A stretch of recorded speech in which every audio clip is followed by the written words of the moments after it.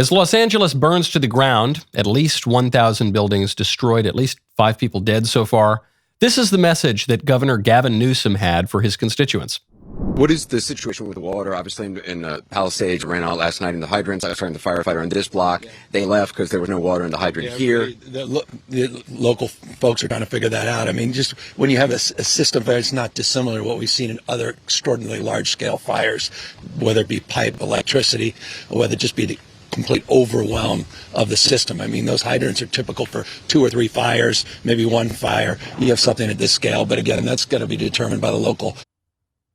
1 week ago, that man thought that he was going to be the next president of the United States.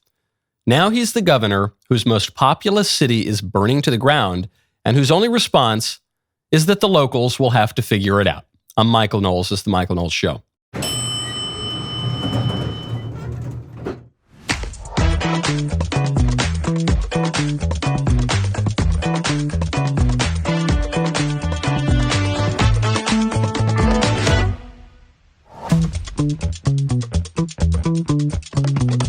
Welcome back to the show. The European Union is getting real nervous that the U.S. is going to send in the F-35s to Greenland, liberate the Greenlanders from their Danish tyrants. We will get to the battle for the Arctic in just a moment. First, though, I want to tell you about Good Ranchers. Go to goodranchers.com. Use code Knowles. Do you know what I had for dinner last night? I'll tell you exactly what I had. I had delicious Good Ranchers seed oil-free chicken nuggets that were so absolutely out of this world. I ate a bunch of them. My kids ate a bunch of them. And then I left a few. And I woke up this morning and Elisa said, "Hey, Mac, making breakfast now and we don't have eggs." And I said, "I don't care about the eggs. Let me have the rest of the chicken nuggets."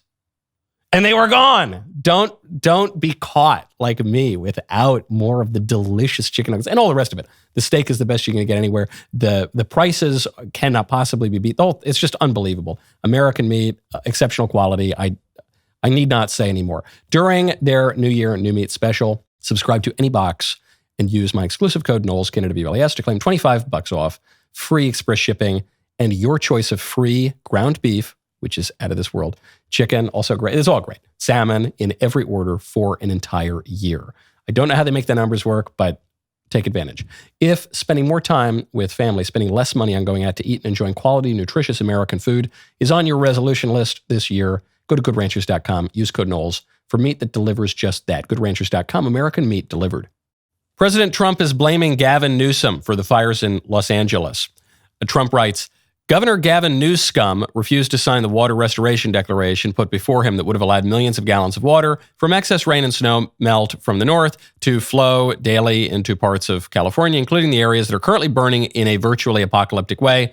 He wanted to protect an essentially worthless fish called a smelt by giving it less water. Didn't work, but didn't care about the people of California. Now the ultimate price is being paid. I will demand that this incompetent governor allow beautiful, clean, fresh water to flow into California. He's to blame for this. On top of it all, no water for fire hydrants, no firefighting planes, a true disaster. Okay, Gavin Newsom is furious about this. Newsom was asked about President Trump's response, and here is Newsom's dismay. We're in the public safety phase. I hate to even ask this question, but the president-elect chose to attack you, blame you for this. One can't even respond to it. I mean, people are literally fleeing. People have lost their lives. Kids lost their schools. Families completely torn asunder. Churches burned down. This guy wanted to politicize it. I have a lot of thoughts, and I know what I want to say. I won't.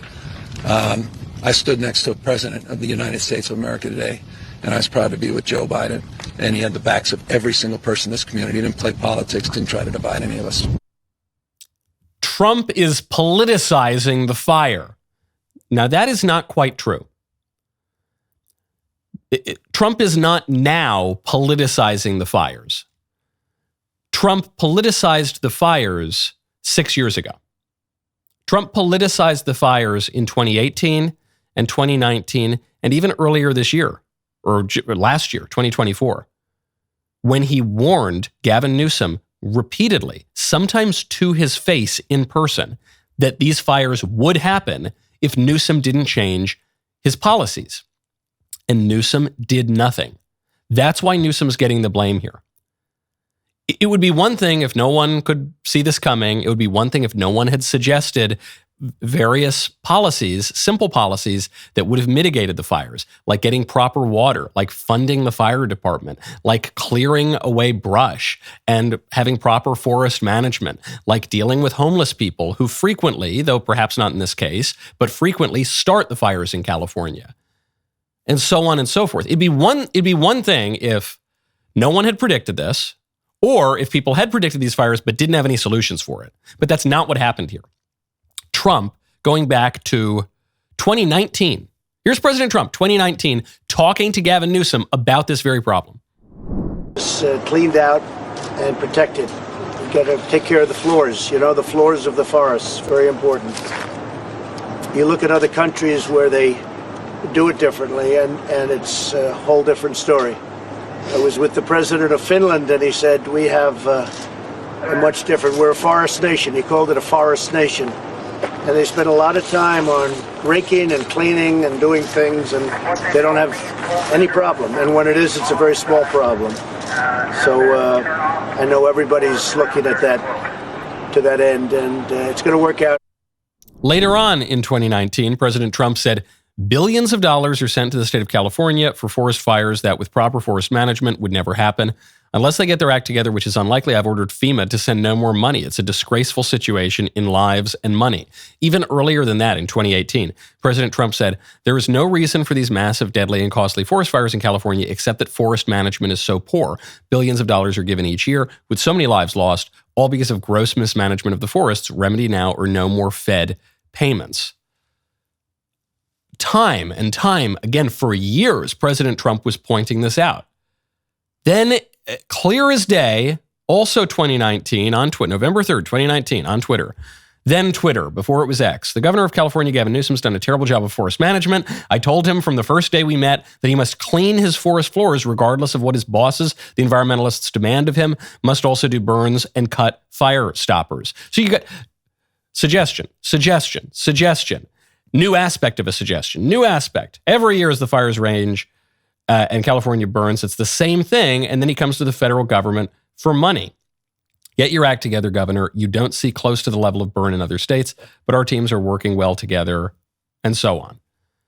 Even as recently as this election season, President Trump goes on Joe Rogan and he explains this problem. It's not just that President Trump occasionally makes a stray comment about forest fires in California.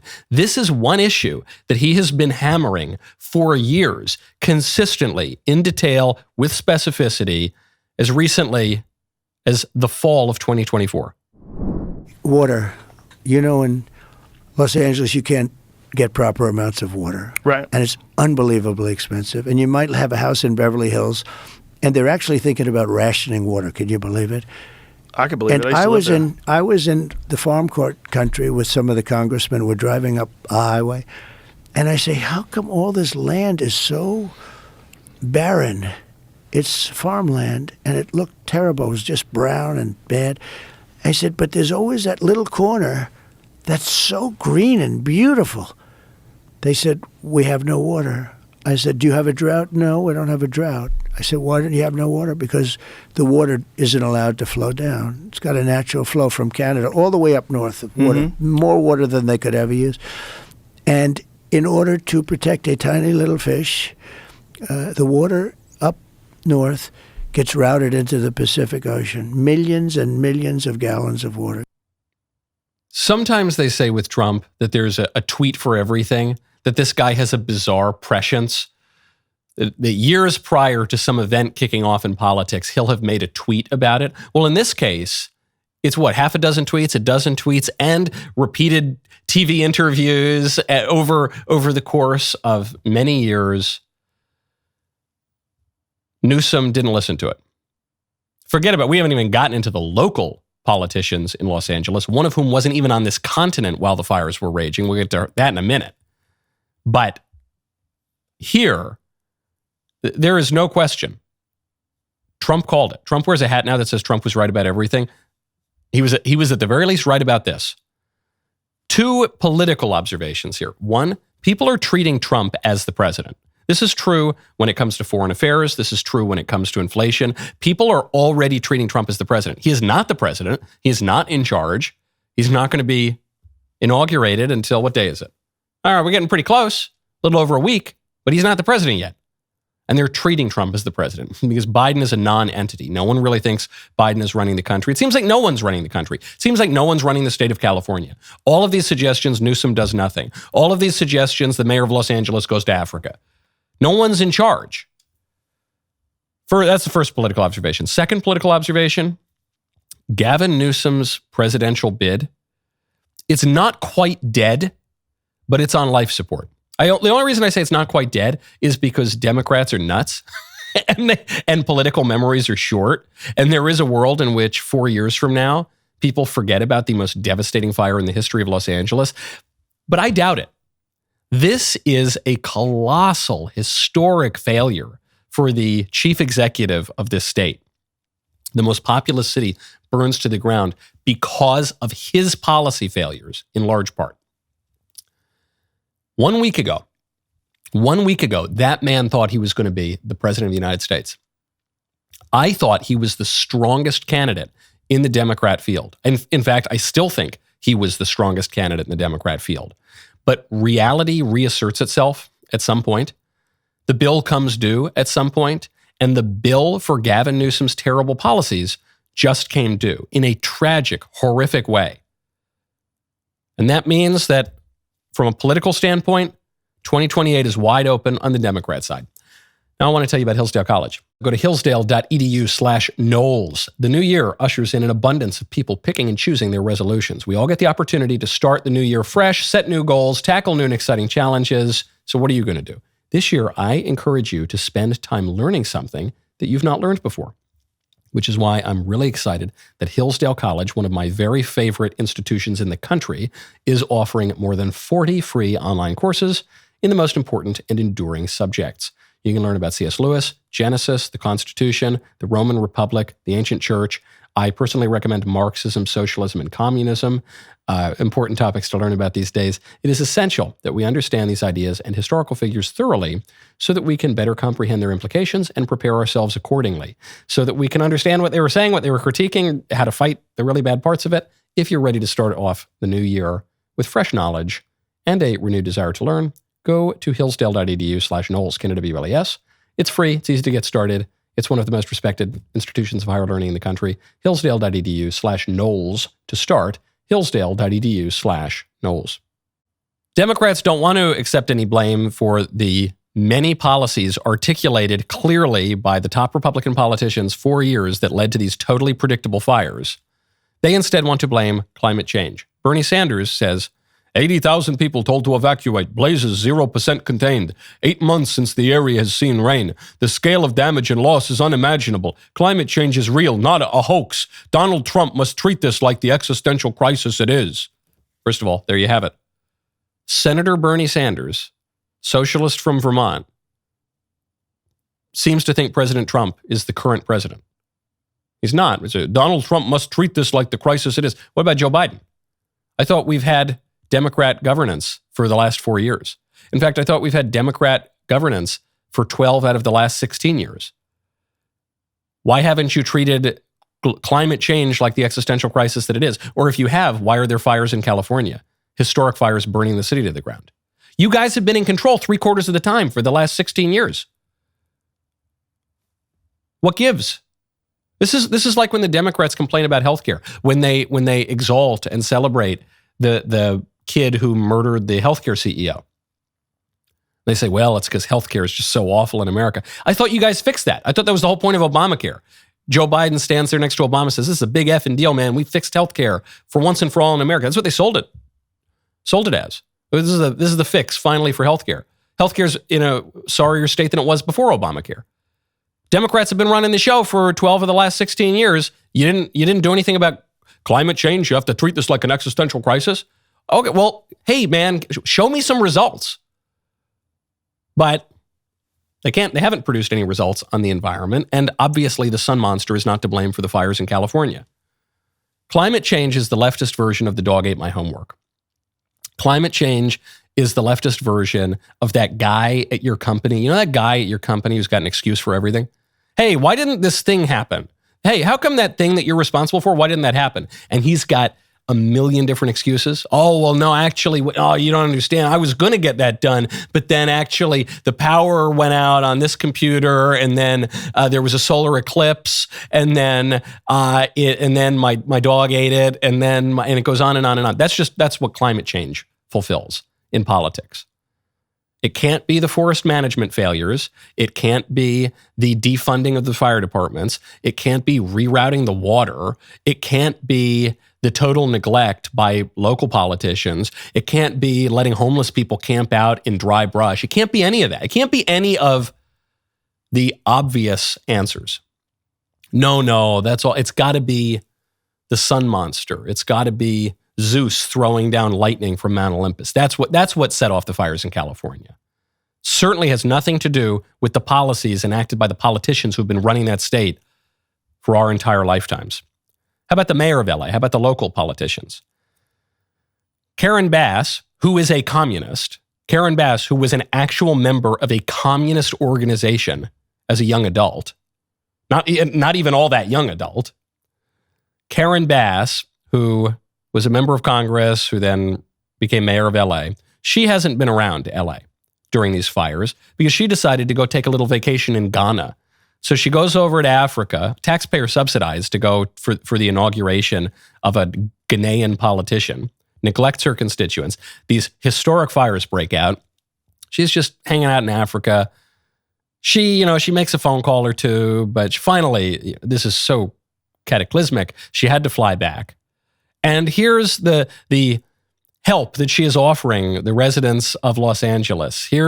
Don't worry, the mayor is back in charge. And if you're worried about your property and your life and your family and your whole community, don't worry. Here's Karen Bass's advice. Right now, if you need help, emergency information, resources, and shelter is available. All of this can be found at URL. Los Angeles, together is how we will get through this. Through the heroism of our firefighters. If you need help, if you need any support in Los Angeles, go to URL. It can all be found at URL. And she moves on. Okay. Good luck. Good luck going to URL. The speechwriter couldn't even put the website in there. Not that anyone can go to the websites. They don't have power. They don't have homes anymore. But Karen Bass, she showed up a few days late. 1,000 homes have burned so far, about 1,000 buildings. But hey, don't worry. I'm here to give you this really important advice. Go to URL. The cavalry ain't coming, Angelinos. That's the message. That's the message from Karen Bass. That's the message from Gavin Newsom. That's the message from Bernie Sanders, trying to blame these fires on everything but what actually caused them. The cavalry ain't coming. No, that's actually not fair. The cavalry has come. The firefighters who are doing their very best, doing heroic work. The first responders who are doing their very best, doing heroic work. But guess what? The firefighters can't work if there's no water. And the firefighters are not responsible for there being water. The politicians are. Gavin Newsom is. Karen Bass is responsible for the city working. And they ain't showing up. They're out to lunch. They're having whatever people eat in Ghana. That's what they're up to right now. And if they have to be bothered to come back to the cities that they run while the cities burn to the ground, they're not even going to give you a website to go to. They're not even going to read their remarks before they give them. Yeah, hey, all right, I'm back. What's going on? There's some smoke or something? Yeah, okay, whatever. Open up your computers. Figure it out. The locals will figure it out. All right, bye. I'm going to go back on vacation.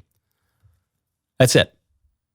The liberal establishment, which has had the privilege of ruling our country for decades, and that has been ruling these left-wing cities for even longer, the liberal establishment is just checked out. They're just not fulfilling the basic functions of their jobs. They don't feel any need to answer for their failures. They don't care. They're dispirited. They're done. They're complacent. Figure it out, locals, and go to URL. Meanwhile, CNN, the liberal establishment in TV, is still insisting that the problem is Trump, the threat to the country is Trump, and that the GOP, the Republican Party itself, should have rejected Trump. I mean, shouldn't your party have just rejected him, just flat out rejected him, from Kevin McCarthy to Mitch McConnell to the whole lot of them? How could your party let him be the nominee again? I love this. I love this from Jim Acosta. This is just a few days ago. How could you? Why didn't you guys? Your job, GOP establishment. You were supposed to stop Trump. How could you? Why would you nominate the guy who won you the popular vote for the first time in 20 years? Why would you nominate the guy who won the election in an electoral landslide? You were supposed to nominate Mitt Romney. You were supposed to nominate John McCain. You weren't supposed to nominate a winner. Why did you let this happen? That's what he's saying. What was the GOP supposed to do? Reject Trump. Why were they supposed to reject Trump? Because he's popular? Because he's a winner? Because he advocates what people want? Because his campaign is so attractive that it pulls over 1 in 5 black voters and most women 45 and older and most married women and 40% of women even under 30 and almost half of Hispanics and and the Rust Belt and the Sun Belt and everybody? I thought the Democrats were supposed to champion democracy and power to the people. And no, but you can't. The GOP's not allowed to have popular politicians. That's what?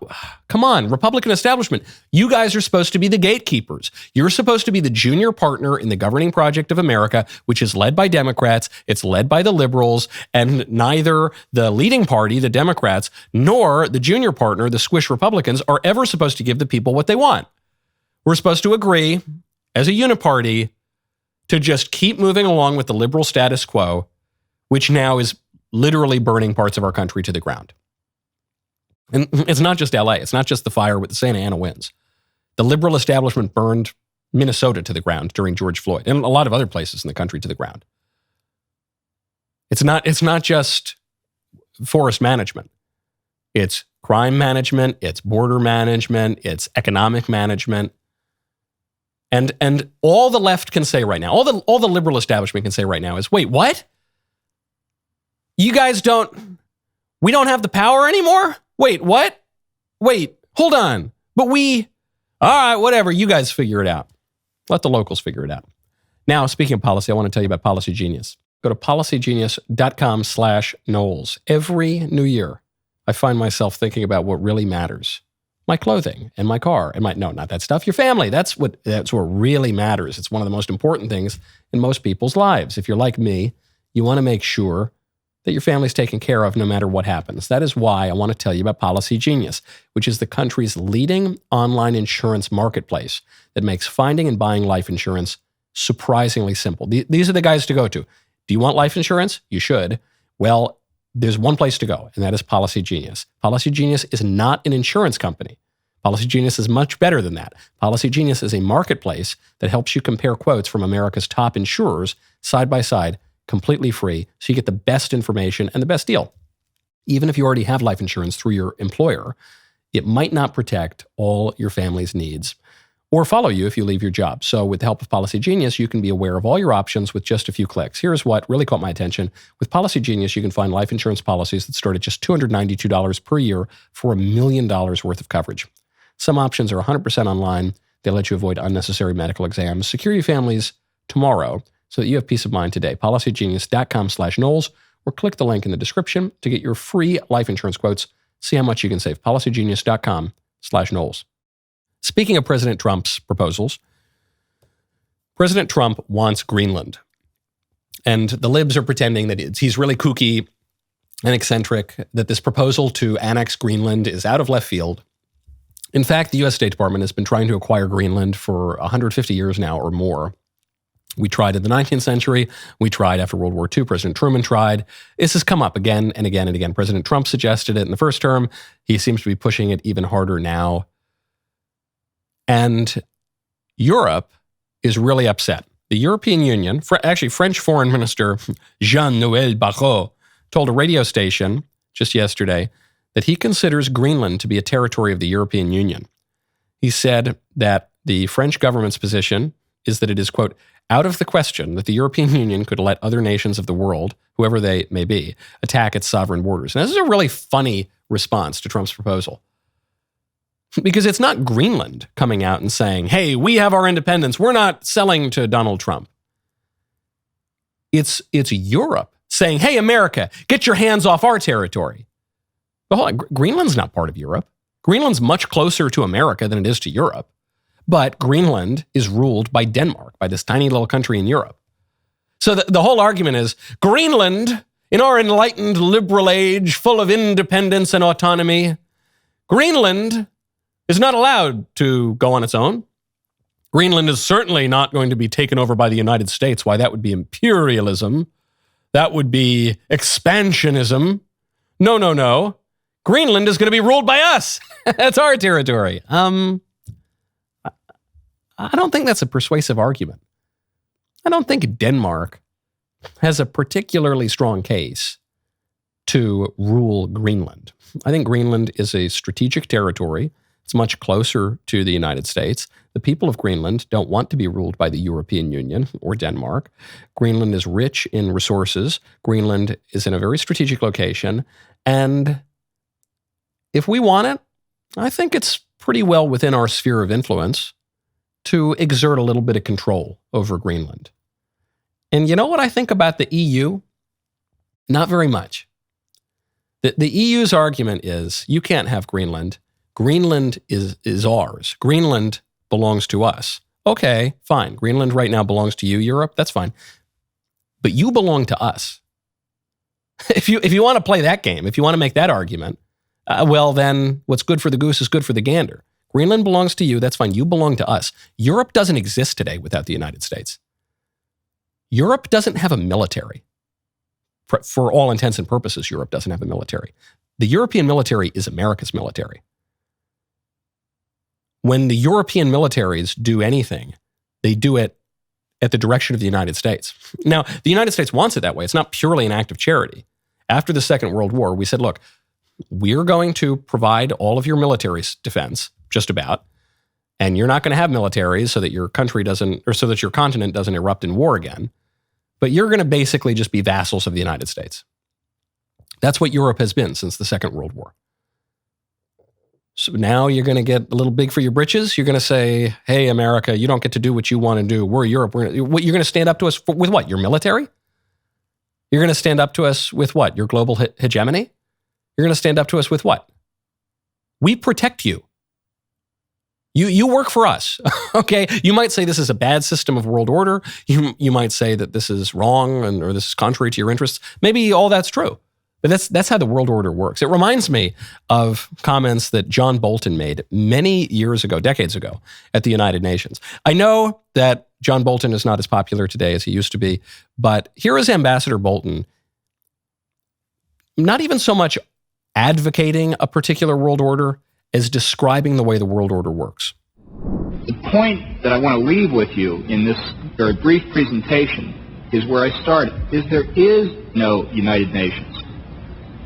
There is an international community that occasionally can be led by the only real power left in the world, and that's the United States, when it suits our interest and when we can get others to go along. The Secretariat building in New York has 38 stories. If you lost 10 stories today, it would make a bit of difference. This kind of mindless creation of the United Nations as something different from what it's in the United States' interest to do isn't going to sell here or anywhere else. The United States makes the UN work when it wants it to work. And that is exactly the way it should be, because the only question for the United States is what's in our national interest. And if you don't like that, I'm sorry, but that is the fact. That is the fact. Prove me wrong. You might not even like John Bolton anymore, but he's pretty clear there, and I think pretty persuasive. Even if you think there ought to be a more robust kind of United Nations, or even if you think that Europe ought to provide its own military defense or whatever, that's just what he's describing, certainly when he was describing it, is just true. Now we have rising threats from China and other powers, but that's just a fact. So please spare me, France. Okay?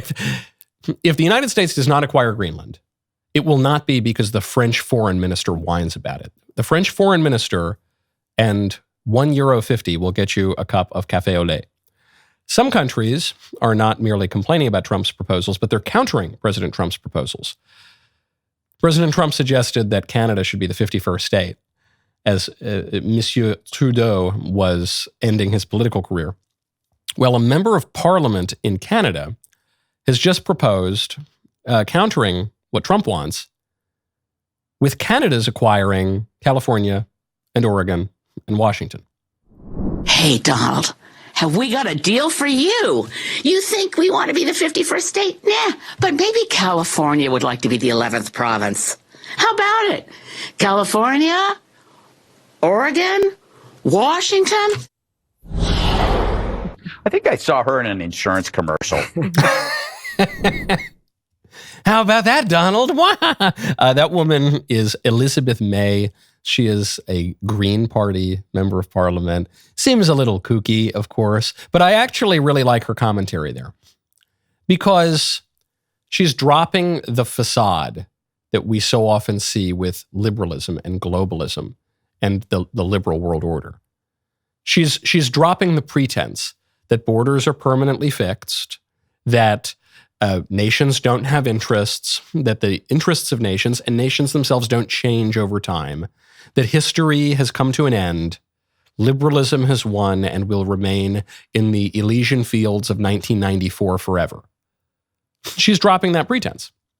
Even in her little joke, she goes, you want to take Canada? You don't get Canada, but maybe we're going to go in and take California. Would be fitting given the policies that have governed California, the failed liberal policies, much like we've seen in Canada. Maybe we're going to take Oregon. Maybe we're going to take Washington State. To which, of course, America would respond, okay, lady, sure. Lead your troops to conquer California. See how that goes for you. Because the beneficiaries of the pretense that the history has ended and borders are permanently fixed are the weak countries. But that's not really how it works. That's not an argument for countries to go in and invade their neighbors. That's not a defense of someone like Vladimir Putin. But the observation that borders are never permanently fixed is just an observation about how politics works. Nations rise and fall. They get stronger, they get weaker. They grow in population, they die when they don't have any kids. And as that happens, borders are going to change. People move. The very fact that people move, the very fact that people migrate shows you why borders necessarily are going to change. We're not all just permanently fixed. What the comments from this wacky Canadian MP serve as an acceleration of a return to normal geopolitics, which is what you're seeing. After the Second World War, we had all sorts of fictions. We pretended that there's this thing called the United Nations, which John Bolton was just making fun of. We pretended that we were going to outlaw war. We pretended that liberalism had won and there would be no more ideological struggles. We pretended that history and culture and ethnic conflict no longer exists. We're going to pretend that that's not real. We pretended a lot of things that just haven't been proven true. And now, as the mists of that post-war consensus begin to evaporate, we're returning to normal. We're returning to a politics where strength matters. A politics where we at least acknowledge that strength matters, which is why you need to have a strong country, which is why you need to make sure you make your country great again. Now, speaking of a return to normal politics, Elon Musk has gotten into a lot of trouble because he's reinstating standards on Twitter. There were all these leftist standards on Twitter, and then Elon Musk buys Twitter, largely because the Babylon Bee was kicked off. He buys Twitter. He says, we're going to have free speech. I'm a free speech absolutist. And then he comes in and he says, hey, algorithm tweak coming soon to promote more informational, entertaining content. We will publish the changes to X. Our goal is to maximize unregretted user seconds. Too much negativity is being pushed that technically grows user time, but not unregretted user time.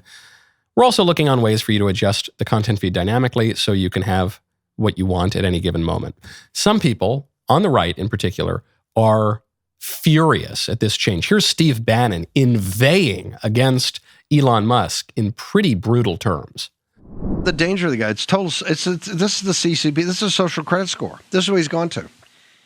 He's got a glass jaw. He can't take, because of the autism or where he's on the spectrum. He's clearly not. He's got the maturity of an 11-year-old. You can tell that. But it's obvious. Okay.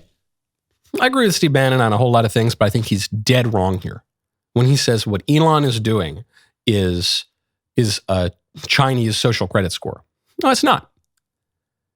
It's a conservative social credit score, or it's a libertarian social credit score, or it's an American social credit score, or it procedurally bears some resemblance to things that not just the Chinese have done, but that every country in the world has done, including America's, because we've had plenty of speech standards for our whole history. What differs is the substance. In China, you have to toe the party line of the CCP. But the standards on X are going to be rather different from the party line of the CCP. Just like the standards in your school or your company or your social club or your home or the bowling alley or the restaurant are all going to differ. But there will be standards. Elon says, look, we're going to try to make this Twitter a nice place to be. Yeah, that's just normal. That's just how it works.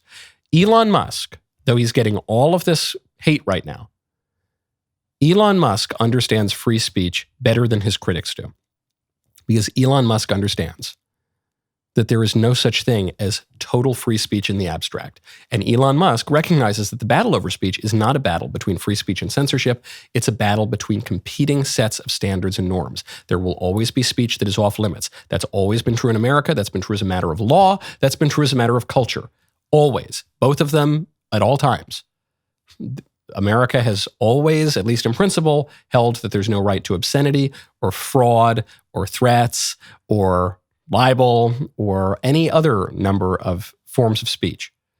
And then at a cultural level, we've always discouraged impoliteness, okay? And every culture does that to some degree. The question is over what? The first precept of the natural law is good is to be pursued and evil avoided. The left says evil is to be pursued and good is to be avoided. Those are not the same.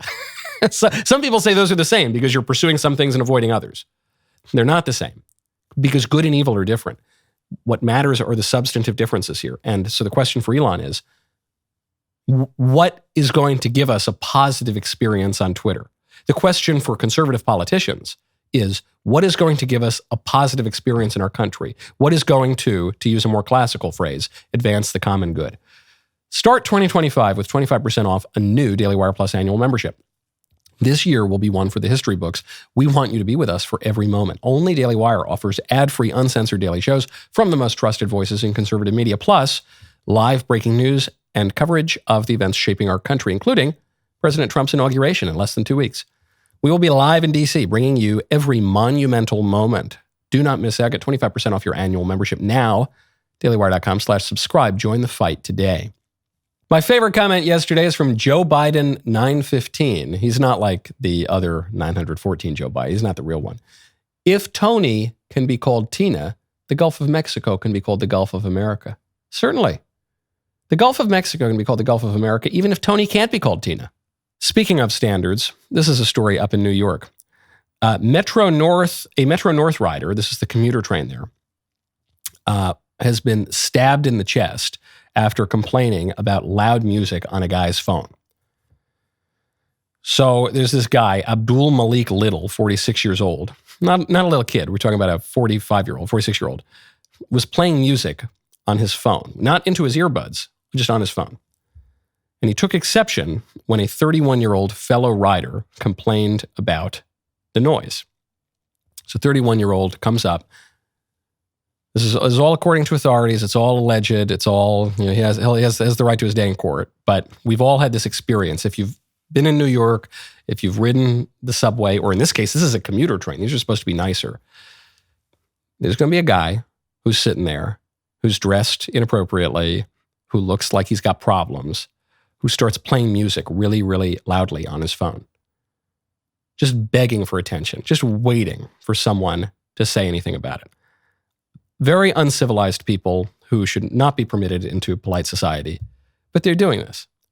And usually people ignore it because the cops are not allowed to do their jobs in New York. And if you ever stand up to any of the bad guys on the trains, you could find yourself like Daniel Penny fighting to stay out of jail for the rest of your life or worse. So most people just ignore it, and our cities and our country are degraded. But this guy, he politely asks Abdul Malik Little, allegedly, to turn his music down. So this guy, allegedly, stabs him in the chest. Now, happily, there are cameras, and this guy didn't die instantly, the victim. So as he's stumbling off the train, he identifies the guy to police. They arrest this guy. Now he'll have his day in court. This is not the subway in Bed-Stuy. Okay, this is not someplace far-flung out in Brooklyn or Queens in some bad neighborhood.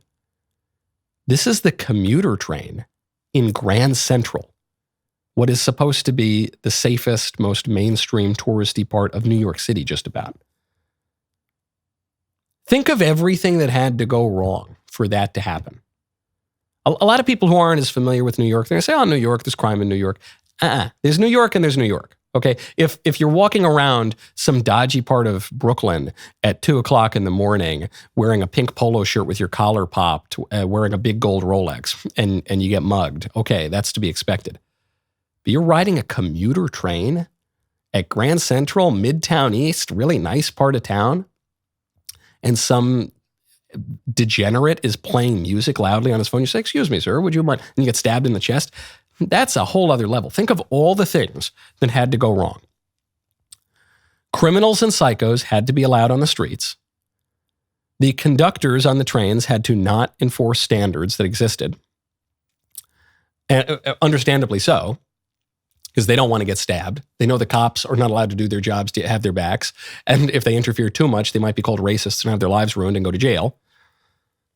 And then the tough bystanders, the ones who were manly, who were willing to put these people in their place, had to be convinced not to intervene because they don't want to end up like Daniel Penny. So many things had to go wrong.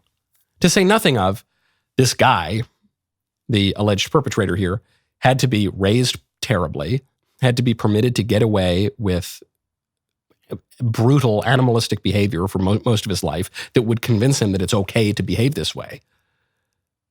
So many things had to go wrong. But I made the point yesterday on the show with regard to the fires in Los Angeles. It's in the little things that the rot begins. Lots of little rot will take place over years, maybe over decades. And then it takes one spark and the city can burn. Speaking of society spinning out of control, and speaking of Hollywood, Jon Cryer, who is one of the stars of 2.5 Men, Jon Cryer, I was just on the Bill Maher show, even today, in the year of our Lord, 2025, defending transing the kids. But don't pretend there isn't also a default setting. And you can't rewrite the world so that every baby is just a jump ball. Oh, it could be anything. No, if it's got a dick, it's probably a boy. And if it's probably not, we'll deal with that. We'll deal with that in a compassionate way. And kids, Christ almighty. I mean, the idea that I would, as a child, would have had to have dealt with something like this. Well, again, the people that go through it don't say this is the life I want. No parent wants to be in the midst of those choices. It's terrifying. Some kids these days actually just do want to be trans. It's cooler, John. I don't agree. It's a thing. Nope.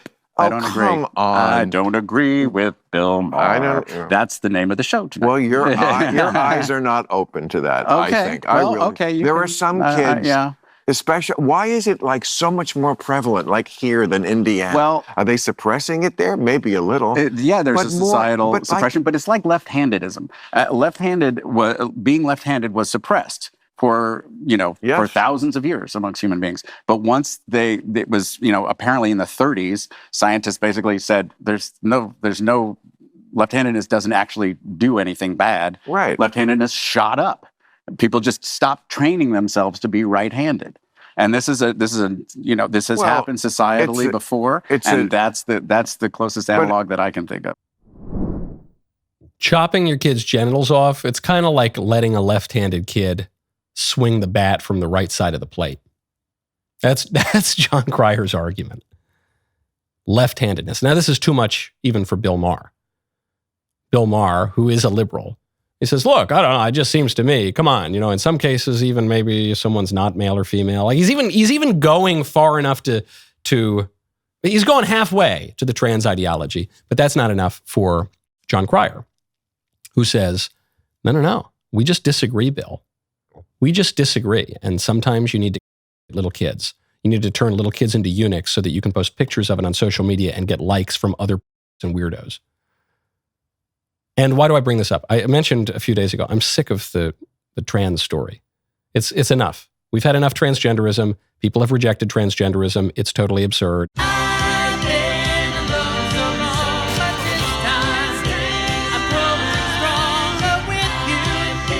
If we never have to talk about transgenderism again, it will be too soon, okay? Enough. We've had enough. And yet here we are talking about transgenderism. Not to talk about the issue itself. I think it's been resolved. I think the 2024 election proved that. It's over. The libs lost on that. I guess it's really, the only reason I want to talk about the story is because it shows that the left has given up. The left really has nothing. They've learned nothing. They've not developed in any way. They've not matured in any way. They're just playing the hits. They're playing the same old song that has been rejected by new audiences. An ancillary point here, just something a little, but it's worth taking note of. It's interesting that Bill Maher takes the Lord's name in vain. Bill Maher is an atheist Jew. He is a member of two groups who you would expect not to use the Lord's name in any way. But he takes the Lord's name in vain. And that's bad. It is bad always to take the Lord's name in vain. But there is a silver lining in that storm cloud, which is it shows that Bill Maher is viewing the world, at least in some way, through a Christian lens. He might say he's an atheist. He is Jewish, at least ethnically Jewish, but he's viewing the world, because we all kind of view the world through a Christian lens. Certainly in the West. We all, even if we want to deny it, even if we want to say, I reject that. No, it's actually the very language we use, certainly the culture we inhabit, is Christian. And it turns out that the new atheists, a few viral clips of Christopher Hitchens in the mid-2000s is not sufficient to destroy our civilization and the bedrock of civilization, and frankly, the bedrock of all creation. Now, I'm very excited to have a guest on this show that I wanted to have on 2 days ago, but the technological problems of the universe prevented us from doing that. So we have her on now. That is Erin Hawley, to discuss one of the most important issues that President Trump will face in his first 100 days and that our whole country is facing right now, our legislature and our judiciary. A really, really important win that is right before us if we can only seize it. We'll get to that in a moment. The rest of the show continues now. You don't want to miss it. Become a member. Use code Knowles, KNOWLES, at dailywire.com for 2 months free on all annual plans.